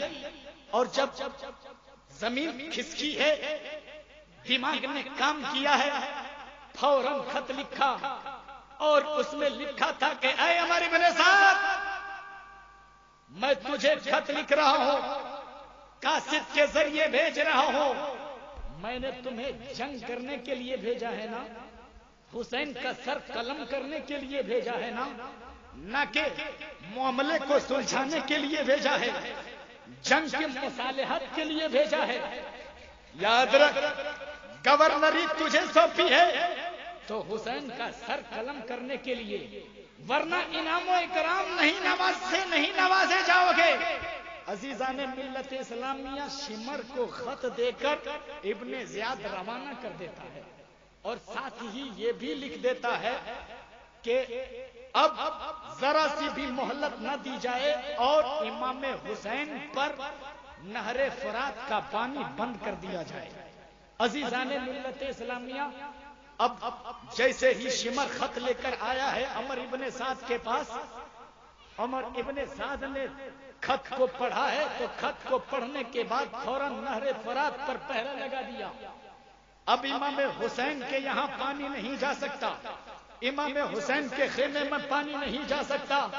حضرات یہ وہی لوگ ہیں جنہوں نے امام حسین کو خط لکھا تھا اے حسین آپ کوفہ تشریف لے آویں، ہم آپ کے دستے حق پرست بیعت حاصل کریں گے۔ جب امام پاک کوفہ تشریف لے جانے لگے تو مقام کربلا میں اتارا گیا اور یزیدیوں نے امام حسین پہ پانی بھی بند کر دیا۔ عزیزان ملت اسلامیہ، یہ 7ویں محرم کا دن تھا، آ گیا 9ویں محرم کا دن۔ عزیزان ملت اسلامیہ، جب 9ویں محرم کا دن آیا ہے، قسم خدا کی مسلمانوں، جب 9ویں محرم کا دن آیا ہے تو عمر ابن سعد نے جنگ کا نکارہ بجا دیا۔ حضرت امام علی مقام رضی اللہ تعالی عنہ ابھی تلوار پہ پیشانی کو رکھ کر آرام فرما رہے تھے۔ جب عمر ابن سعد نے جنگ کا نکارہ بجایا تو سیدہ زینب دیکھ لے گی، دیکھ کر کے اپنے بھائی حسین کو جا کر کے جگاتی ہے، بھائی جان دشمنوں نے جنگ کا اعلان کر دیا ہے۔ میرے امام اٹھے، اپنے بھائی عباس کو حکم دیا، اے عباس معلوم کرو جنگ کا وقت کون سا ہے۔ حضرت عباس نے معلوم کیا تو کہا گیا کہ جنگ اسی وقت کی جائے گی۔ عزیزان ملت اسلامیہ، عصر کا وقت ہو چکا تھا۔ میرے امام نے فرمایا کہ ان لوگوں سے کہہ دو کہ ایک رات کی مہلت دے دی جائے۔ پیار سے بولیے، ایک رات کی مہلت دے دی جائے، اس لیے کہ وہ رات شب عاشورہ کی رات ہوگی، حسین کے زندگی کی آخری رات ہوگی، حسین کے بندگی کی آخری رات ہوگی، حسین کے عبادت کی آخری رات ہوگی، ایک رات کی مہلت دے دی جائے۔ جب پرستاؤ رکھا گیا کہ ایک رات کی مہلت دے دو، قسم خدا کی مسلمانوں، تو عمر ابن سعد نے یہ سوچ کر ایک رات کی مہلت دے دی، اس لیے مہلت دی کہ 2 دن سے بھوکا پیاسا ہے، ایک رات اور ایک دن اور گزارنے دو تو اور کمزور ہو جائے گا، پھر جنگ کیا جائے گا۔ عزیزان ملت اسلامیہ، دے دی ایک رات کی مہلت۔ اب سیدنا امام حسین ایک ایک کر کے جانثاروں کے پاس جاتے ہیں اور ارشاد فرماتے ہیں، اے میرے جانثاروں، اے مجھ سے محبت سے پیش آنے والوں، اے میرے ساتھیوں، جس وفاداری کا تو نے مجھے میرے ساتھ دیا ہے، جس وفاداری کا ثبوت دیا ہے، مدینہ سے لے کر کربلا تک میں تمہارا شکریہ ادا کرتا ہوں، لیکن اب میں اجازت دیتا ہوں تم لوگ اپنے اپنے گھروں کو چلے جاؤ، تم لوگ اپنے اپنے گھروں کو چلے جاؤ، حسین کو اللہ کی راہ پر چھوڑ دو۔ قسم خدا کی مسلمانوں، جس وقت امام حسین نے اپنے ساتھیوں سے کہا تھا تو آپ کے ساتھیوں نے عرض کیا تھا، میرے امام، ہم لوگ مریں گے تو آپ ہی کے ساتھ مریں گے، جیئیں گے تو آپ ہی کے ساتھ۔ سبحان اللہ، سبحان اللہ۔ جب تک جسم میں لہو کا ایک ایک قطرہ باقی رہے گا، آپ پر کوئی آنچ نہیں آ سکتا ہے، آپ کے نانا جان کی شریعت پر کوئی آنچ نہیں آ سکتا ہے، آپ پر کوئی آنکھیں اٹھا کر نہیں دیکھ سکتا۔ عزیزان ملت اسلامیہ، زندگی کی آخری رات ہے، بندگی کی آخری رات ہے، عبادت کی آخری رات ہے۔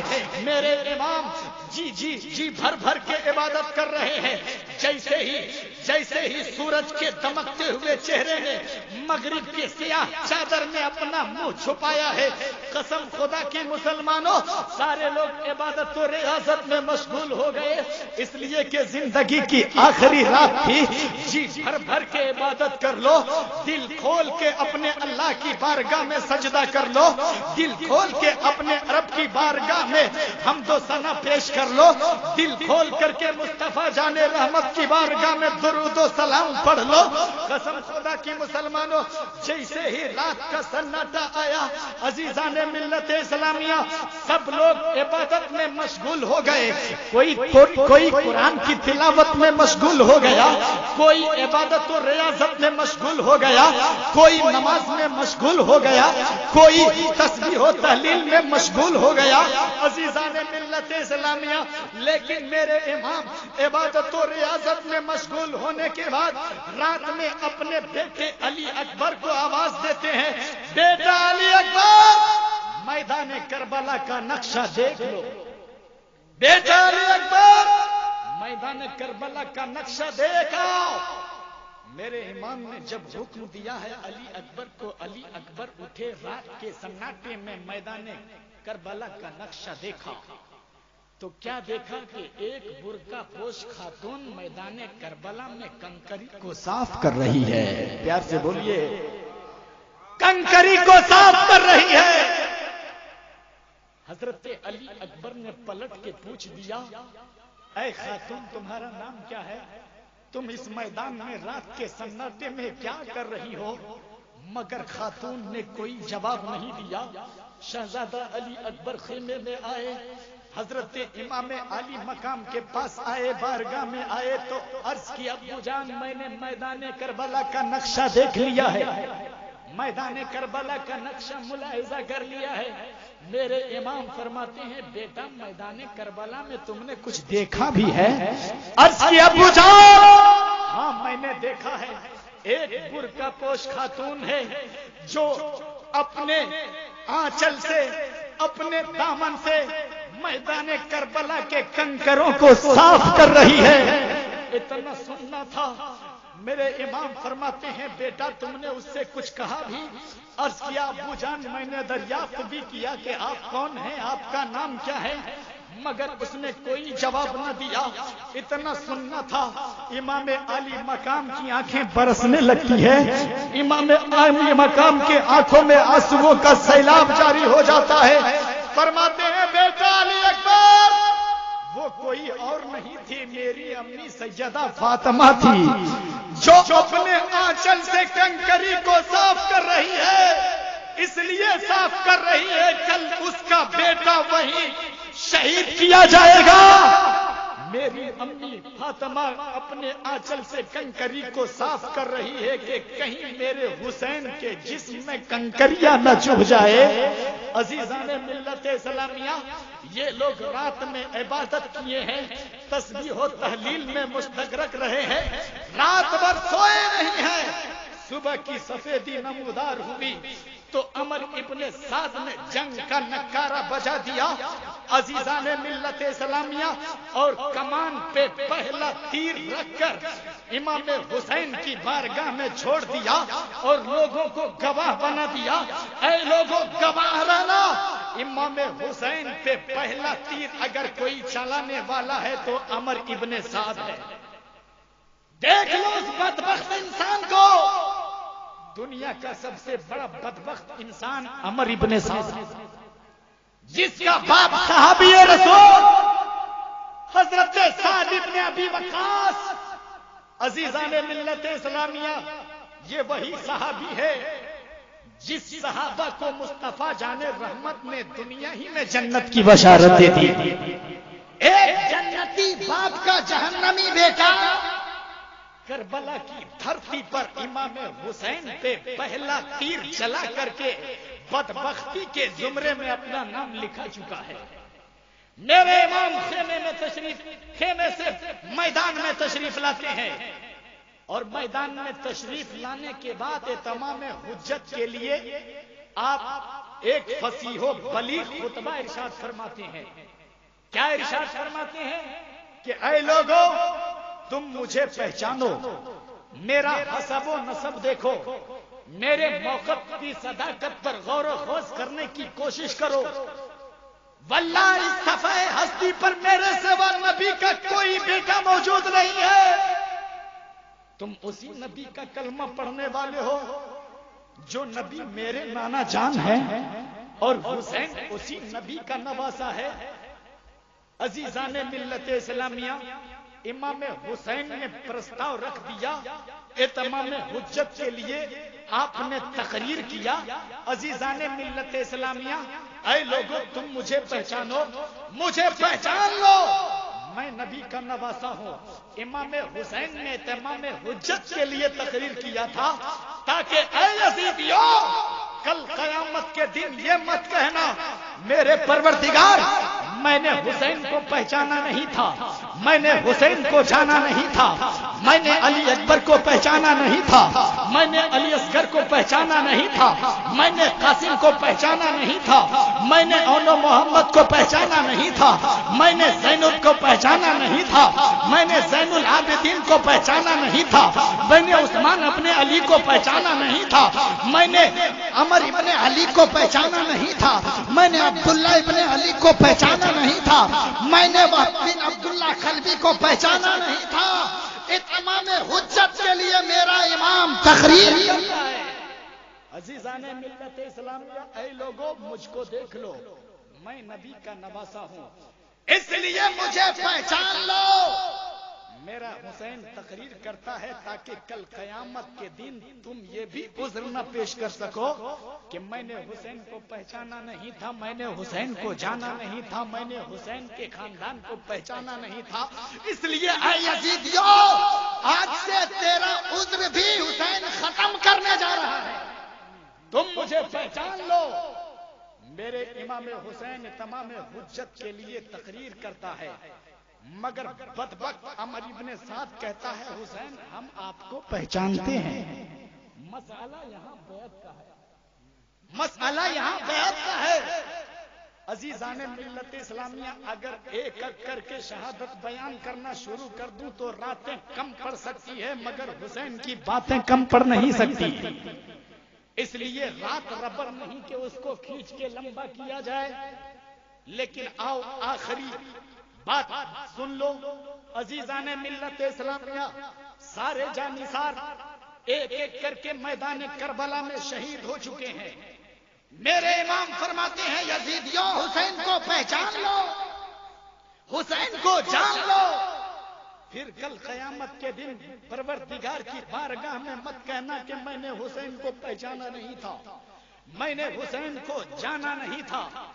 عمر ابن سعد کہتا ہے حسین ہم آپ کو پہچانتے ہیں، مسئلہ یہاں بیعت کا ہے، اس لیے آپ یزید کی بیعت کر لیجئے، ابھی امان دے دیا جائے گا، مسرت و شادمانی کی محفل پھر سے آراستہ کر دی جائے گی، بس میں عیش و ترب منانے کا موقع دے دیا جائے گا، زندگی کی راحتوں سے مالا مال کر دیا جائے گا، ورنہ موت تمہارے سامنے ہے۔ میرے امام یہ جملے سن کر مچل جاتے ہیں اور ارشاد فرماتے ہیں نادان موت کی دھمکی دیتا ہے، کیا موت سے ڈر، موت کی سختی کیسی، میلی ہے یہ پوشاک بدل ڈالوں گا۔ فاطمہ کا لال غضبناک ہو گیا، چہرے پہ خون اتر آیا، آنکھوں میں قہر کے آثار پیدا ہو گئے۔ آپ نے فرمایا نہ ہنجار خاموش ہو جا، دشمن رسول خاموش ہو جا، اگر مجھے جان بچانی ہوتی تو مدینہ سے کربلا نہیں آتا، اگر مجھے جان بچانی ہوتی تو اون محمد کو قربان نہ کرتا، اگر مجھے جان بچانی ہوتی تو 6 ماہ کے ننھا علی اصغر کا معصومیت قربان نہیں کرتا، اگر مجھے جان بچانی ہوتی تو علی اکبر کی جوانی نہیں لوٹاتا، اگر مجھے جان بچانی ہوتی تو اپنے بھتیجے قاسم کا گلا نہیں کٹواتا، اگر مجھے جان بچانی ہوتی تو اپنا بھائی عباس کا بازو بھی قلم نہیں کرواتا۔ عزیزان ملت اسلامیہ، آپ فرماتے ہیں یزیدیوں مصطفیٰ کا سارا باغ ویران کر لینے کے بعد بھی امام حسین سے یزید کی بیعت طلب کر رہا ہے۔ اے یزیدیوں سن لو، یزید کے ناپاک ہاتھ پہ حسین اپنا پاک ہاتھ نہیں دے گا۔ عمر ابن سعد نے کہا پھر جنگ کے لیے تیار ہو جاؤ۔ عزیزان ملت اسلامیہ، میرے امام فرماتے ہیں کہ سبوں کو ایک ایک کر کے تم نے شہید کر دیا ہے، اب میں خود نفس نفیس آؤں گا۔ پیار سے بولیے، مصطفیٰ کا نواسا ہے، علی کا لاڈلا ہے، فاطمہ بنت رسول کا چہیتا ہے، میدان کربلا میں گھوڑے کو ایڑ لگا کر پہنچ جاتا ہے، گھوڑے کو ایڑ لگا کر پہنچا۔ قسم خدا کی مسلمانوں، آپ نے تلوار چلانا شروع کر دیا، تلواریں چل رہی ہے، نیزوں کی انیاں چل رہی ہے، دشمن کٹ کے جہنم میں جا رہے ہیں۔ حضرت امام حسین ذوالفقار حیدری کو اس طرح گھما رہا ہے، जैसे सैकड़ों बिजलियां चमक जाती हो, आपकी तलवार चलती रही, आपकी तलवार चलती रही। इमाम हुसैन ऐसी तलवार चला रहे हैं जैसे कि क़यादत ने पकड़ लिया हो, अदालत ने जकड़ लिया हो, सदाकत ने अपने जलवे दिखा दिए हो। इमाम हुसैन की तलवार चलती रही, इमाम हुसैन की तलवार चलती रही। यजीदियों को खीरे और गाजर मूली की तरह काटते रहे। अगर मैसरा की तरफ हमला आवर होते तो दुश्मनों की सफ़ें उलट देते। अगर मैमना की जानिब कल्बे लश्कर पर बिजली की सूरत में चमकते तो सफ़ें उलट देते। कभी कल्बे लश्कर पर बिजली की सूरत में चमकते तो यजीदियों को खाकिस्तर करते हुए आगे निकल जाते। अजीजाने मिल्लत इस्लामिया, यजीदियत को जहन्नम रसीद कर रहा है हुसैन। इमाम हुसैन रज़ी अल्लाह ताला अन्हु अपने तलवार को चला रहा है। दुश्मनों में भगदड़ मच गई। अमर इब्ने साद पुकार उठा, ऐ लोगों, हुसैन को कब्जे में करो, कहीं ऐसा ना हो कि तारीख अपना पन्ना पलट दे और हुसैन जंग जीत जाए। कसम खुदा की मुसलमानों, मगर मेरा इमाम हुसैन तलवार चला रहा है, तलवार चला रहा है। जिधर भी रुख करता है यजीदियों को खाकिस्तर कर देता है, जिधर भी रुख करता है यजीदियों को फिन्नार कर देता है। अब तलवार चलती रही, उस तलवार को कोई रोक नहीं सकता, उस तलवार को कोई रोक नहीं सकता। इमाम हुसैन की तलवार चल रही है। ऐसा लगता था कि आसमान की सारी बिजलियां इमाम हुसैन के तलवारों के धार में समा गई हो। ऐसा लगता था कि आसमान के सितारे अपनी जगह छोड़ करके इमाम हुसैन के तलवार में अपनी जगह बना लिया हो। इमाम हुसैन की तलवार चल रही है, तलवार चलती रही। आज उस तलवार को कोई रोक नहीं सकता। वो तलवार जिसको भूख ना रोक सके, वो तलवार जिसे प्यास ना रोक सकी, वो तलवार जिसे ज़ैनब कुलसूम के मोरिद खतर में पड़ जाने का खतरा ना रोक सका, वो तलवार जिसे अली अकबर का लाशा ना रोक सका, वो तलवार जिसे अली अकबर की कुर्बानी ना रोक सकी, वो तलवार जिसे ज़ैनब कुलसूम के मोरिद खतर में पड़ जाने का खतरा ना रोक सका, वो तलवार जिसे अब्बास भाई का बाजू कलम होना ना रोक सका, वो तलवार जिसे अस्कर की मासूमियत ना रोक सकी, वो तलवार जिसे औनो मोहम्मद की रूह ना रोक सकी, वो तलवार जिसे कासिम की जवानी ना रोक सकी, वो तलवार चल रही है, चलती रही। इमाम हुसैन तलवार चला रहे हैं, मुसलसल दुश्मनों को जहन्नम रसीद कर रहे हैं। कसम खुदा की मुसलमानों, तलवार चलती रही, दुश्मन जहन्नम में जा रहे हैं, शब्बीर आगे बढ़ रहे हैं, शरीर कट रहे हैं, मैदान हिल रहा है, आसमान कांप रहा है, जमीन हिल रही है। अली का शेर कभी नारे तकबीर लगाता है और कभी नारे हैदरी पुकारता हुआ दुश्मनों की सफों को उलट रहा है। कसम खुदा की मुसलमानों, अब उस तलवार को कोई रोक नहीं सकता, लेकिन यजीदी नुक्ते नजर से उस तलवार को रोकना चाहिए था। अमर इब्ने साद पुकार के कह रहा था, ऐ यजीदियों, अगर उस तलवार को नहीं रोकोगे तो जान लो लड़ाई कभी खत्म नहीं होगी और तुम मारे जाओगे। इसलिए हर तरफ से तीरों की बरसात शुरू कर दो। उस तलवार को रुकना चाहिए था, इमाम आली मकाम के तलवार को रुकना चाहिए था, मगर वो तलवार जिसे भूख ना रोक सकी, वो तलवार जिसे प्यास ना रोक सकी, वो तलवार जिसे अली अकबर का लाशा ना रोक सका, वो तलवार चलते चलते अचानक रुक जाती है। हजरात, यही तो एक नाजुक मोड़ है, यही तो एक समझने का मकाम है। मेरा इमाम करबला में नाना का दीन बचाने गया था। प्यार से बोलिए, मेरा हुसैन करबला में नमाज की हुर्मत बचाने गया था।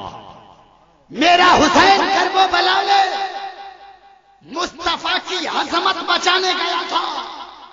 मेरा हुसैन करबला में नाना जान की शरीयत बचाने गया था, हुर्मते नमाज बचाने गया था।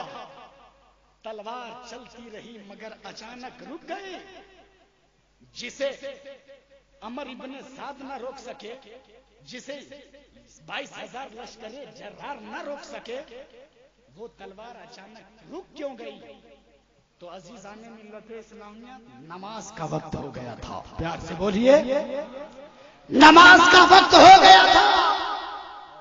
میرے امام فرماتے ہیں یزیدیو تمہیں معلوم ہے آج کون سا دن ہے؟ عرض کیا ہاں معلوم ہے، جمعہ کا دن ہے.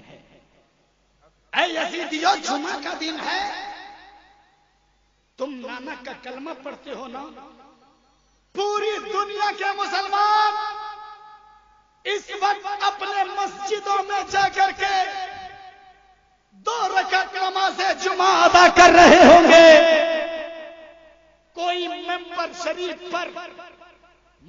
شریف پر چڑھ کر کے خطبہ دے رہا ہوگا، کہیں اذانیں ہو رہی ہوگی، کہیں میرے نانا جان پر درود و سلام بھیجا جا رہا ہوگا.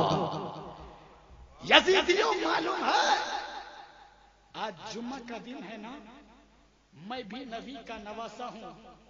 اور سنو، میری ماں نے بچپنے میں مجھ سے کہا تھا، بیٹا حسین، میں رات کو سجدہ کرتی تھی، اللہ کی بارگاہ میں عبادت و ریاضت میں مشغول ہو جاتی تھی، لیکن میں جب سجدہ کرتی تھی تو راتیں چھوٹی ہو جاتی تھی، مگر میرا ایک سجدہ بھی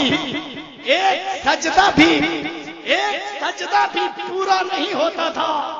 اس لیے میرا بیٹا حسین، کربلا کی دھرتی پر جاؤ گے تو میرے اس ادھورے سجدے کو پورے کر دو گے. قسم خدا کی مسلمانوں، آپ نے اپنے رخ نیاز کو بارگاہ خداوندی میں رکھا ہے، نماز کی نیت کی ہے، اور نماز کی نیت کر کے بارگاہ خداوندی میں سجدہ ریز ہو گئے ہیں.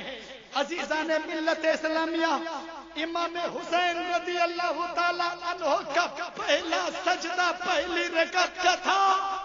یزیدیت حسین کے کاندھے پہ خنجر رکھے ہوئے ہیں. یزیدیوں نے شمر میں حسین کے کاندھے پہ تلوار رکھ دیا ہے. امام حسین سجدہ محبت ادا کرنے کے لیے بارگاہ خداوندی میں سجدہ محبت ادا کرنے کے لیے سجدے میں جاتے ہیں. قسم خدا کی مسلمانوں، ابھی امام حسین کا پہلا ہی سجدہ ہوا تھا کہ یزیدیوں نے عین حالت نماز میں نواسہ رسول کو شہید کر دیا. انا للہ و انا الیہ راجعون. اور خنجر بھی چلایا تو اس جگہ پہ جس گلے کو میرے مصطفیٰ بار بار چوما کرتے تھے، میرے مصطفیٰ بار بار چوما کرتے تھے، اسی جگہ پہ یزیدیوں نے خنجر چلایا. عزیزان ملت اسلامیہ، مگر میرا حسین شمر سے کہا تھا، اے شمر اپنا ناپاک پاؤں ہٹا لے، مگر بدبخت شمر نے اپنا ناپاک پاؤں نہ ہٹایا تھا. ابھی پہلا ہی سجدہ ہوا تھا، عین حالت سجدہ میں امام حسین کے سر کو قلم کر دیا. یہی وجہ ہے کہ دنیا پکار کر کہتی ہے حسین جیسا شہید اعظم جہاں میں کوئی ہوا نہیں ہے. چھری کے نیچے گلا ہے لیکن کوئی کسی سے گلا نہیں ہے. شمر تولے شمر خنجر گردن پہ تولے، حسین سجدے لے جا کے بولے مدینے والے گواہ رہنا نماز میں بھی قطع ہے. سبحان اللہ، سبحان اللہ.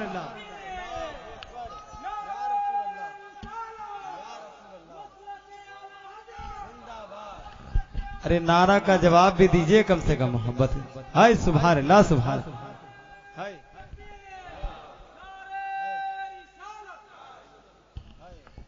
میرا حسین سجدے میں سر کٹا گیا اور دنیا والوں کو بتایا، اے دنیا والوں، میرے نانا جان کی امتیوں، جب بھی میرے نانا شاہ جان کی شریعت پر کوئی اپنی طبیعت کو غالب کر رہا ہو، کعبے کے تقدس کو پامال کرنے کی کوشش کر رہا ہو، قرآن کی عظمت کو بیچنے کی کوشش کرتا ہو، تو یاد رکھنا علی اکبر جیسی جوانی دینی پڑے تو دے دینا، 6 ماہ جیسا ننھا علی اصغر پیش کرنا پڑے تو پیش کر دینا، اپنے بھتیجے قاسم جیسی جوانی قربان کرنا پڑے تو کر دینا، عباس جیسا بازو قلم کروانا پڑے تو قلم کروا دینا، اور پھر خنجر جفا کے دھارے کے نیچے حسین کی طرح اگر جان قربان کرنا پڑے تو کر دینا، مگر میرے نانا جان کا دیا ہوا ایمان مت دینا، اس لیے کہ جب تم اپنی گردان بارگاہ خدا بندی میں پیش کر دو گے، اپنی جوانی لٹا دو گے، تو کوئی تو کہے گا کہ مردہ پڑا ہے، کوئی تو کہے گا کہ لاشیں بکھری ہے، کوئی تو کہے گا کہ گردن جدا ہو گئی ہے، کوئی کہے گا کہ آنکھیں کام کرنا بند کر دیا ہے، کوئی تو کہے گا کہ پاؤں کے حرکات تو سکنات کم ہو گئے ہیں، لیکن قرآن پکار کے کہے گا ارے اسے مردہ نہ کہو، بلکہ جو رب کی رضا کے لیے کٹا ہے وہی زندہ ہے، جو قرآن کی بقا کے لیے کٹا ہے وہی۔ بے شک، سبحان اللہ سبحان اللہ سبحان اللہ سبحان اللہ۔ لا تقولوا لمن يقتل في سبيل الله اموات بل احیاء ولكن لا تشعرون، جو لوگ اللہ کی راہ میں قتل کیے جائیں انہیں مردہ نہ کہو بلکہ وہ زندہ ہے، پیار سے بولیے بلکہ وہ زندہ ہے۔ حضرات حسین کا یہی وہ سجدہ نیاز تھا جس نے انسان کو کرمنا بنی آدم کا تاج پہنا کر فرشتوں سے اشرف اور تمام مخلوقات سے ممتاز کر دیا تھا، لیکن یزیدیوں نے حسین کے گلے کو کاٹ کر نیزے پر چڑھا کر گلی گلی گھمایا، لیکن سرے حسین نیزے پر بلند ہو کر یہ حقیقت دنیا والوں کو بتا دینا چاہتا کہ اے لوگوں، حق ہمیشہ بلند ہی رہتا ہے، صداقت کو ہمیشہ سرفراز ہی رہتی ہے، سرفرازی ہی ملتی ہے۔ عزیزان ملت اسلامیہ، تبھی تو ہم کہتے ہیں کہ یزید نے مورچہ جیتا ہے، جنگ ہارا ہے، اس لیے کہ یزید نے امام حسین سے ہاتھ مانگا تھا، مگر امام حسین نے ہاتھ کو بچا لیا، سر کو دے دیا۔ عزیزان ملت اسلامیہ، اور یزید نے ہاتھ مانگا، امام حسین نے بچا لیا، اور پوری یزیدیت پاگل ہو گئی۔ بعد شہادت بھی امام حسین کے ہاتھ کو نہ لے سکی، سر کو لے کر کے نیزے پہ چڑھا کے گلی گلی گھما رہا ہے، مگر میرا حسین زندہ ہے، میرے حسین کا کردار زندہ ہے، میرے حسین کا قانون زندہ ہے، میرے حسین کا اصول زندہ ہے، میرے حسین کی تحریک زندہ ہے۔